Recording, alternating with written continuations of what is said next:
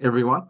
Thank you, Professor Marie Danielle, for introducing me, and thank you, John Palwini, for hosting this event in a very consistent manner. And so again, thank you everyone for joining today. So I'll be up first talking about towards transit-oriented compact green cities, and I'll give a bit of a broader introduction of the whole climate resilience and urban design and planning. Probably just go straight into my introduction here.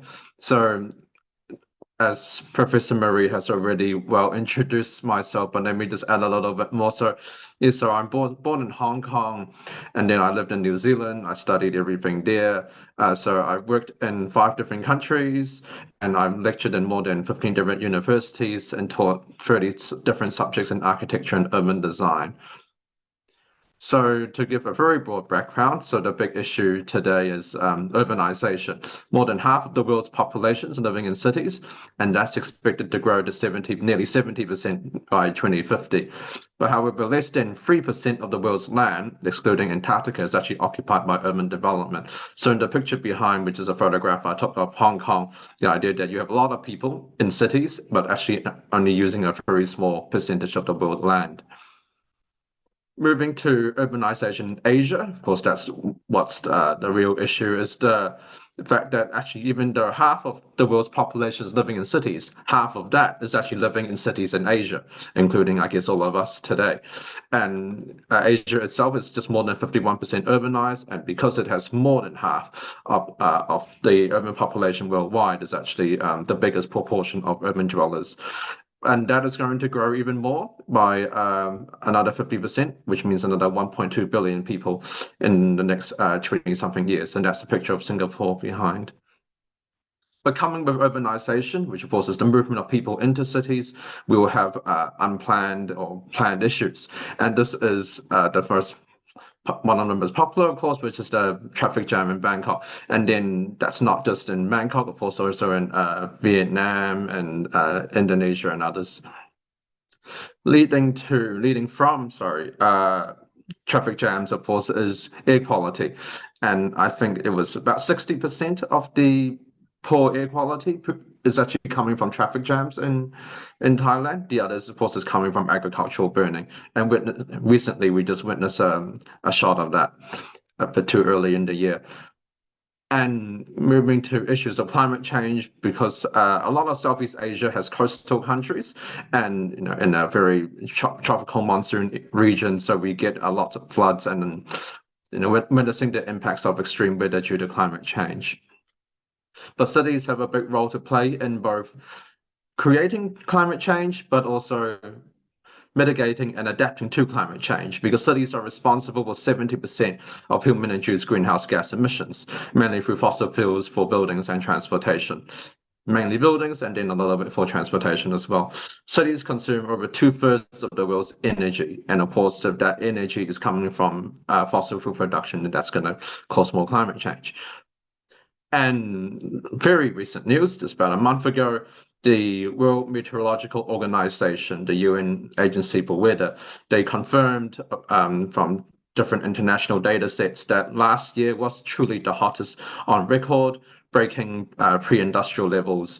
And the idea of the Paris Agreement has now been broken, just by a little bit, and it's not permanent, but if we don't do something about it, then it will be, the path of no return. So now is the time to really address the Paris Agreement and keeping the temperature rise to as minimal as possible. And aligned to the United Nations Sustainable Development Goals, green spaces play a number of critical roles in cities, boosting biodiversity, as in SDG 14 actually, enhancing human well-being in SDG 3, and then aiding both the adaptation and mitigation of climate change in SDG 13. And from the recent World Cities report, from the last World Urban Forum in Egypt, there was some interesting research done by UN Habitat, and they were saying that the area of green spaces in cities has been declining steadily in the last 30 or so years. So I draw your attention to the longest bar chart here, which unfortunately relates to us. It's in Eastern and Southeast Asia. We had 32% urban green spaces in the cities, and that's dropped dramatically to only 18.6% of urban green spaces. And then the green capita per person, so it's the amount of green space per person, that's also dropped from 84 meters meter square per person to just 33 meters square per person. In Thailand, that's even less. The international standard, as some of you know, is from the WHO is 9 square meters of green space per person. Singapore and KL is rather high, but in Thailand, it's unfortunately very low and below the international standard. So one way of addressing that amidst the climate change issue, of course, is nature-based solutions, which is both green and blue infrastructure. Green for green streets, urban farming, forests, etc. Green facades, etc. But then there's also blue, which is like wetlands and permeable paving or rainwater harvesting. And the combination of those things could help with this whole climate adaptation.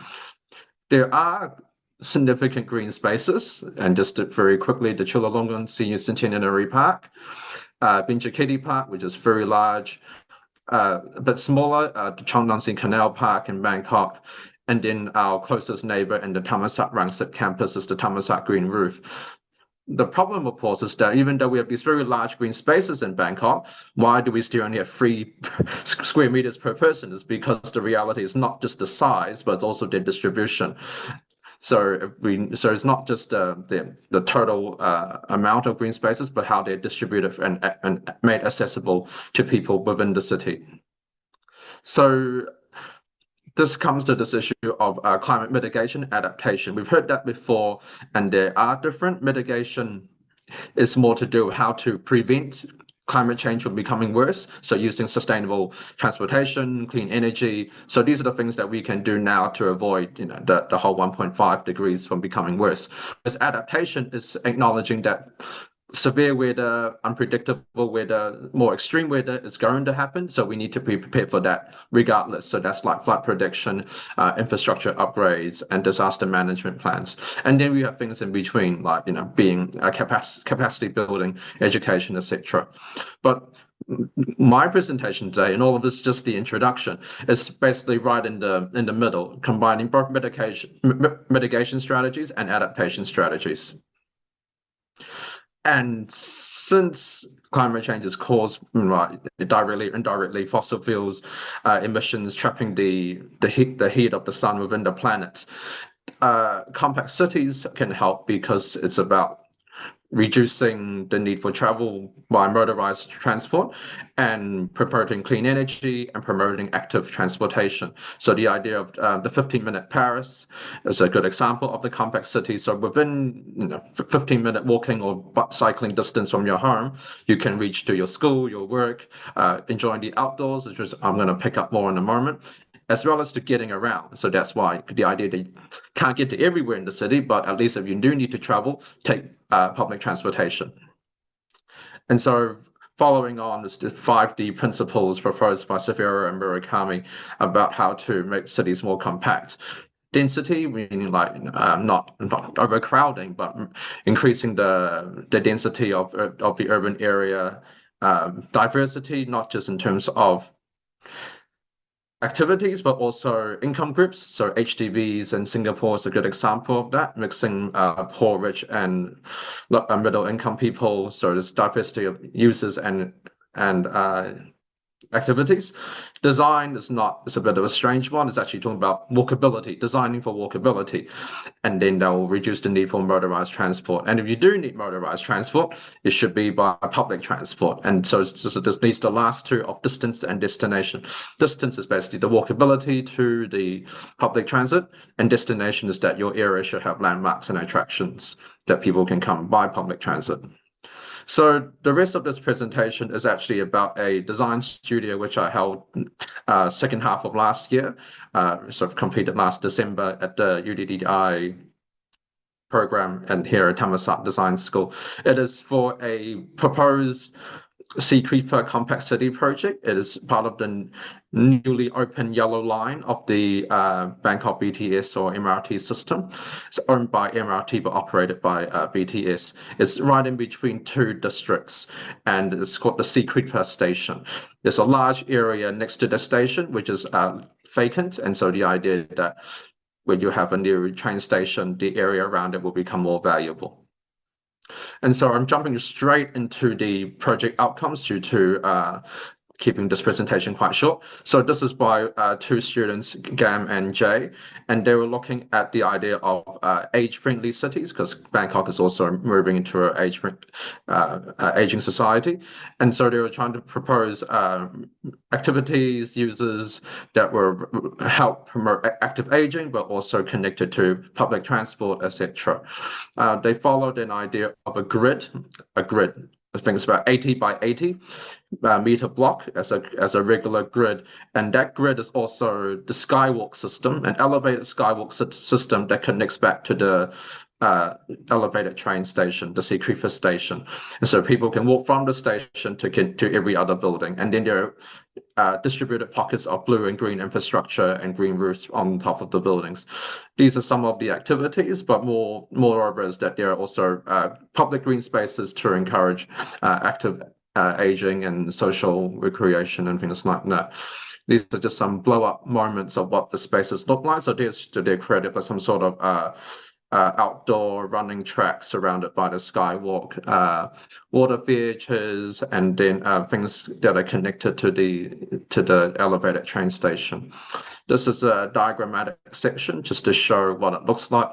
The yellow thing here, that's on level 3, connects directly to the MRT station. So again, encouraging walkability to public transport, and then that skywalk connects to every other building, so that way it's easy to walk and you're not scorched by the sun.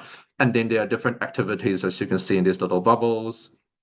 Then just some perspective so you can see. So this is not the ground, this is above the ground, called the skywalk layer, kind of like the Siam area in Bangkok. Many buildings connected by elevated skywalk system.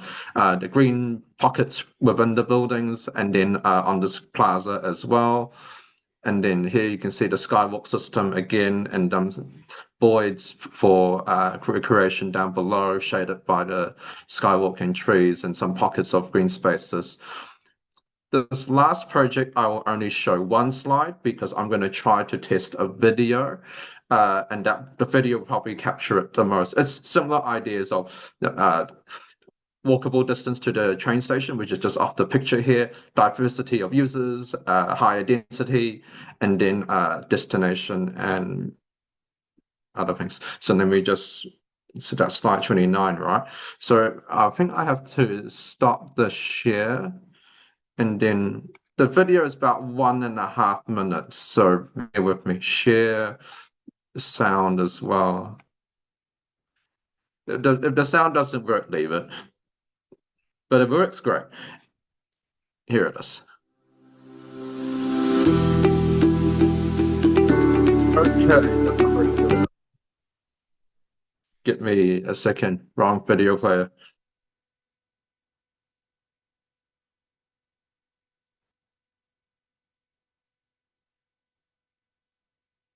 Now,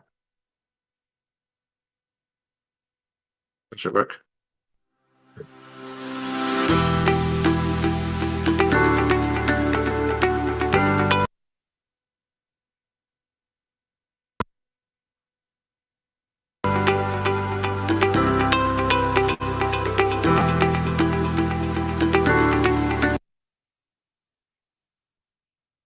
Sure.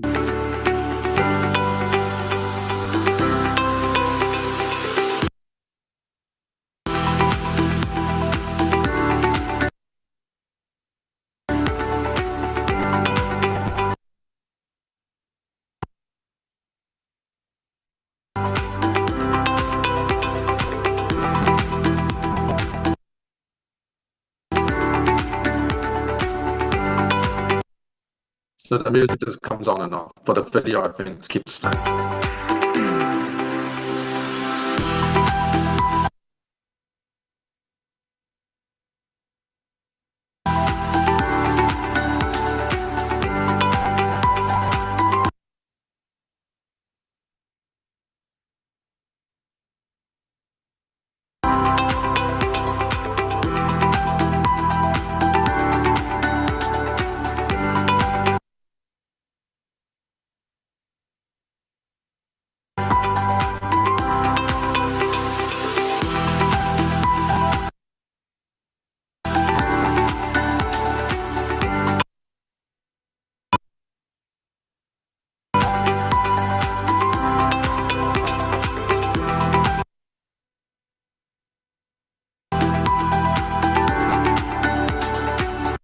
That should be okay. That gets to the point. The rest is just more perspectives.